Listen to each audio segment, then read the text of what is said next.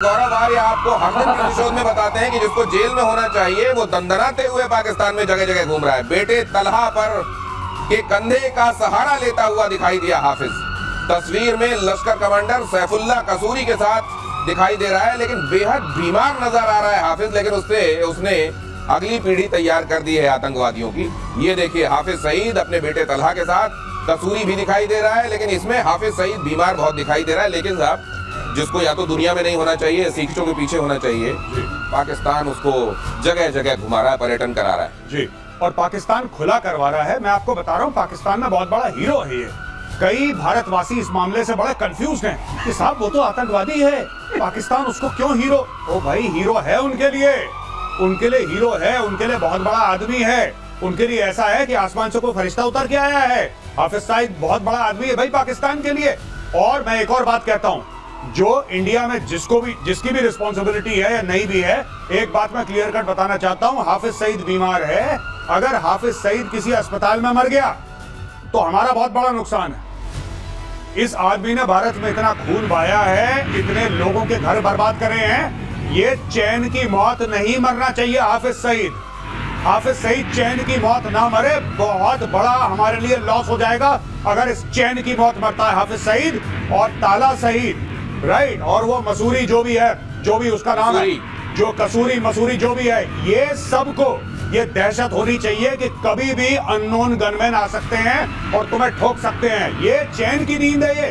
ये खुलेआम दंदना रहा है यहाँ पे 26/11 करने वाला। इसके नाम की 2 सुपारी। मैं तो कह रहा हूँ पाकिस्तान के अंदर बोलो, जो हाफिज सईद को काटेगा, जो हाफिज सईद का सर लेकर आएगा, 500 करोड़ रुपए, भारत की सिटीजनशिप, पूरा परिवार के साथ दिल्ली में आओ, जिंदगी भर तक तुम्हारा खर्चा और 500 करोड़ रुपए तुम्हें दिए। मैं बता रहा हूं, पाकिस्तानी ऐसा दौड़ा के मारेंगे। पाकिस्तान में ना हथियार की कमी है, ना पाकिस्तान में पागलों की कमी है। एक बार भारत सरकार अनाउंस करते, अमेरिका करती है, ओसामा बिन लादेन के लिए करा था ना $25 मिलियन। आप कर दो 500 करोड़, क्या है आपके लिए? कर दो 500 करोड़। गौरव बिल्कुल सही बोल रहे। रिवॉर्ड फॉर जस्टिस उनका वेबसाइट है, उसमें सबके नाम लिखे हैं और सबका रिवॉर्ड लिखा हुआ है। वो रिवॉर्ड है, रिवॉर्ड फॉर जस्टिस। मगर मैं गौरव, जो आपने कहा उसको मैं सरलीकरण करूं। अब मैं सरलीकरण करता हूं कि नया दूल्हा तैयार हुआ है, बाजा बजाने का टाइम आ गया है। ये नया दूल्हा, जो ये दूल्हा बहुत पुराना है। नहीं, और नहीं, दूल्हे को बीच में ताला नहीं, लेकिन इसको बीच में जेल दिखाने भी ले जाते हैं। क्या ये सही साहब? दुनिया भर में कहा हुआ हमने, तो आइए आज जरा जेल भी टहल लीजिए, थोड़ा वहाँ की कुछ पिक्चर्स भी हम बाहर कर दें। बिल्कुल साहब, ये मैं बता रहा हूँ, इसका कहीं आते जाते बाहर कहीं आता होगा। ये हाफिज सईद अपने घर से निकलता है, पब्लिक रैली अटेंड करता है। हाफिज सईद को मारना कितना मुश्किल है, मुझे आज तक समझ में नहीं आया। कितना मुश्किल होगा, खुद थोड़ा मारना है आपको, पाकिस्तानियों को बोलना है। पाकिस्तानी वो कौम है जहां पे पाकिस्तानी एयरफोर्स वालों ने, पाकिस्तान के एयरफोर्स वालों ने परवेज मुशर्रफ की हत्या की साजिश करी और एक्चुअली अटेम्प्ट करा अपने आर्मी चीफ, अपने प्रेसिडेंट को मारना। ये पाकिस्तानी एयरफोर्स के कारनामे है भाई। क्या बात कर, पाकिस्तान में हर चीज पॉसिबल है। आपको पता है, कुछ समय पहले, आज से 7-8 साल पहले, जब इनका बहुत बड़ा एक ऑपरेशन चला था पाकिस्तान में, तब ये डिस्कवर हुआ था पाकिस्तान के अंदर कि एक सुसाइड बॉम्बिंग का स्कूल खोला है पाकिस्तानियों ने, और वहां पे सुसाइड बॉम्बर किराए पे मिलते हैं। आप 5 लाख रुपए दीजिए, सुसाइड बॉम्बर को ले जाइए। ये पाकिस्तान में होता है यार। लेकिन दूसरी बार किराए में कैसे लेगा कोई इसको, अगर वो सुसाइड बॉम्बर है? वो कह रहा था किराए पे, वो एक्चुअली 1 वे टिकट है। एक बार आपने कर दिया तो फिर उसका थैंक यू। मिसाइल टाइप है। अच्छा, एक बार गई तो बस हायर किया जा सकता है। उसके बाद अगला उसी तरह का तैयार मिलेगा आपको। वहां पर हर चीज का प्राइस टैग है, प्राइस नहीं, किराया टैग। वो किराया दीजिए और इस्तेमाल कीजिए। ये आतंकवाद अब और पनपने मत दीजिए। ये कह रहे हैं मेजर गौरव आर्य। और चीन पाकिस्तान पर स्पेस से निगाह रखेगा। भारत 2029 तक 52 स्पेशल डिफेंस सैटेलाइट भेजे जाएंगे। आर्टिफिशियल इंटेलिजेंस बेस्ड होंगे सैटेलाइट। अंतरिक्ष में भारत की आंख बनेंगे ये सैटेलाइट। यही वो सैटेलाइट हैं जो दुश्मन के ऊपर आपको एक तरीके से एज देते हैं।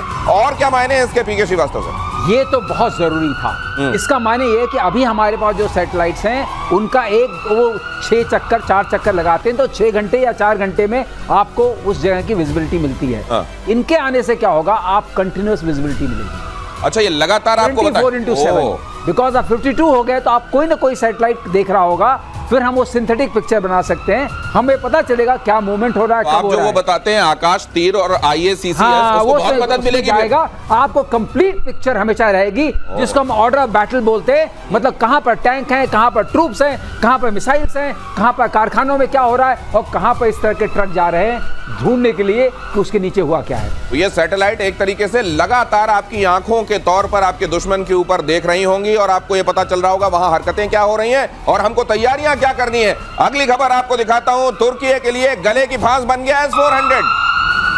2017 में रूस से तुर्की ने खरीदा था S-400 की वजह से F-35 प्रोग्राम से तुर्की बाहर। अब S-400 को बेचना चाह रहा है तुर्की के S-400 पर पाकिस्तान की नजर। पाकिस्तान सोच रहा है ये सेकंड हैंड मुझको मिल जाए S-400, लेकिन कहा यह जा रहा है कि S-400 तुर्की ले तो गया था, पाकिस्तान के अंदर यह भी चल रहा है कि उसकी पन्नी भी नहीं उतरी है अभी। S-400 वहां पन्नी भी नहीं उतरी, वैसे का वैसा है, ले लो यहां पर। लेकिन यहां पर यह समझाया जा रहा है अमेरिका बहुत मारेगा, S-400 जैसे कहीं पर जाता है अमेरिका की निगाह टेढ़ी हो जाती है। तो ये कशमकश चल रही है वहां। नहीं, ये पाकिस्तान लेगा, अगर पाकिस्तान के बस का होगा पाकिस्तान जरूर लेगा और अमेरिका को फिर पाकिस्तान की जरूरत पड़ेगी। पाकिस्तान के इतने बड़े पाप माफ कर दिए अमेरिका ने, पर मैं बताता हूं भारत को एक काम करना चाहिए। जब ये तुर्की से पाकिस्तान ले जाया जाएगा S-400, तो भारत कुछ ऐसा करे कि बीच में बर्बाद कर दे। ये पहुंचना नहीं चाहिए, S-400 पाकिस्तान नहीं पहुंचना चाहिए। बीच में सैबोटाज करो, इसमें मिसाइल मारो, स्पेशल फोर्सेस भेजो, नेवी से अटैक करवाओ, एयरफोर्स से जो करना है करो। बाद में तुर्की से माफी मांग लेंगे, बोलेंगे सॉरी गलती हो गई बॉस। आसपास जैसे हमने ब्रह्मोस के लिए भी तो बोला था सॉरी गलती से फायर हो गया, वैसे करके खत्म करो इसको, पहुंचना नहीं चाहिए। गौरव, इतना गुस्सा होने की जरूरत नहीं पड़ेगी, क्योंकि ये S-400 जो है वो सॉफ्टवेयर ड्रिवन है और अभी भी तुर्की के पास जो है उसकी की नहीं है, अभी भी चाबी नहीं है। हाँ, वो सॉफ्टवेयर पूरा लोडेड नहीं है। तो उसके बिना ये यूजलेस है, क्योंकि इसमें 4-5 तरह की मिसाइल्स हैं और 4 तरह की रेंजेस हैं। तो वो मिसाइल का चयन जो होता है और जो ट्रैक दिखता है, जिसको सर्च करना है, जिसको डिटेक्ट करना है और जिसको ट्रैक करना है, वो सॉफ्टवेयर करता है। ये फिर ले क्यों गए थे? ये ले गए थे, लेकिन अब कशमकश हो गई। नहीं, ये कहते हैं कि उन्होंने पन्नी भी नहीं उतारी है, कोई प्रैक्टिस भी नहीं हुई इससे। वो रशिया ने इनको कह दिया, बहुत पहले भी कहा था, अगर तुमने इसको कहीं हटाया, ये उनका एंड यूजर एग्रीमेंट है। अच्छा, तो ये फिर कुछ नहीं चलेगा। तो मतलब तुमको देना है तो दे दो पाकिस्तान को, लेकिन पन्नी बेच दो पाकिस्तान को, पन्नी बेच दो, तिरपाल के बाद पन्नी भी काम आएगी। तो इसलिए टेक्नोलॉजी हम नहीं डर रहे हैं जब तक रशिया साथ है। और रशिया कैसे दे देगा, क्योंकि वो वहां चला गया और आपने इसी को खोल करके रिवर्स इंजीनियर कर लिया। और ऐसे पाकिस्तान जैसे को जो इधर का भी नहीं, उधर का भी नहीं, उधर नेटो में मुलाकात हुई थी टर्की के प्रेसिडेंट से, तो अमेरिका से उसने कहा था कि मुझको आपके कुछ 35 चाहिए। अमेरिका क्यों देगा 35? यहाँ से S-400 लेके बैठे हो। वही तो, वो तो बड़ा ये बस। तो फिर इसीलिए हुआ होगा क्या कि पाकिस्तान को टिका देते हैं सेकंड हैंड, और ये टिका देते हैं, बाद में नहीं चलेगा, कहेंगे हमारा क्या है, हमारा क्या है, हमको तो देने के लिए मना किया था। हमें बस पन्नी दे दो हबीबी, बस पन्नी दे दो और कुछ नहीं, छोटा सा, हम अफोर्ड नहीं कर सकते। ऐसा HQ-9 भी नहीं चला, ये भी नहीं चला, तो क्या बात है?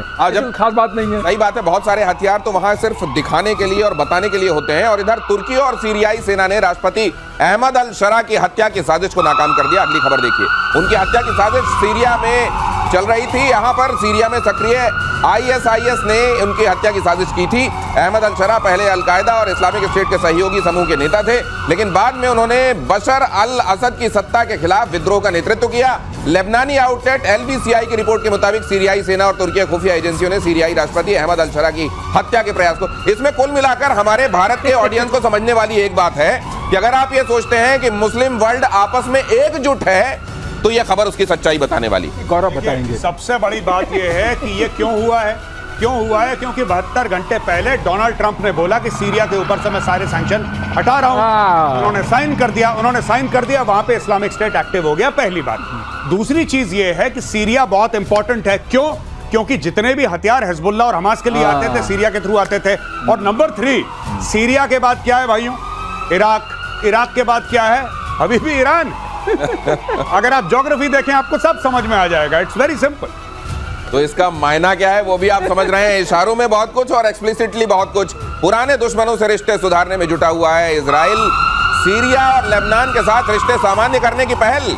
इजरायली विदेश मंत्री गिदोन सार ने कहा दोनों देशों से औपचारिक राजनयिक रिश्ता कायम हो। गोलन हाइट्स को लेकर कोई समझौता नहीं। इजराइल ने कहा गोलन हाइट्स एक विवादित क्षेत्र जिस पर इजराइल का कब्जा है और सीरिया उस पर अपना दावा करता रहा है। सीरिया और लेबनान दोनों को ईरान समर्थक देश माना जाता है। अब सबसे बड़ी बात यह है श्रीवास्तव सर कि पहले किसी को मारो जबरदस्त और उसके बाद कहो I want to be friends with you. और जिसको पड़ी होती है, मुझको लगता है इनको ये समझ में आ गया है कि इजराइल जो है मारता बहुत है। लेबनान को तो समझ में आ ही गया है, सीरिया बहुत मारता ये है। अब जब हाथ बढ़ाए तो हो सकता है थामा जाएगा। We are friends. सीरिया ने इजराइल ने क्या किया था, हाँ। जैसे ही सत्ता पलटी, हाँ जैसे ही सत्ता मेजर गौरवारी, अगर इसको भी आप समझा सकें, जैसे ही जिसका भी सत्ता जैसा आपने पलटी, बताया। उन्होंने मैं गोलन हाइट्स जा चुका हूं अच्छा। कई बार।